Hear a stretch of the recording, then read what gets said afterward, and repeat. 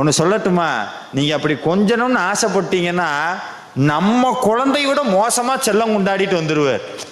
நம்ம குழந்தைய விட மோசமாக செல்லம் கொண்டாடிட்டு நம்மகிட்ட வந்துடுவார். இறங்கவே மாட்டார், மனசை விட்டு இறங்கவே மாட்டார். அப்போ அருணகிரிநாதர் சாமி மலைக்கு போகிறார், சிவபெருமான் தூக்கி கொஞ்சறார். ஐயோ என்னுடைய தங்கமேன்னு மாறி மாறி முத்தம் கொடுக்குறார் முருகப்பெருமானுக்கு. கையெல்லாம் செவந்து இருக்குது, செக்கச்சவையேன்னு இருக்குது குழந்தை. சின்னஞ்சிறு பிள்ளை, செங்கோட்டு பிள்ளை, வள்ளிக்கு வாய்த்த மாப்பிள்ளைன்னு கொஞ்சறார். அப்படியே அருணகிரிநாதர் ஓரமாக நின்று பார்த்தார். நம்ம என்னதான் முருகனுடைய அருள் வாங்கியிருந்தாலும் 1000 தான் இருந்தாலும் அவர் தானே அப்பா, அவர்கிட்ட தானே முருகன் போவான் அப்படின்னு ஓரத்தில் கண்ணு கலங்கி போச்சு.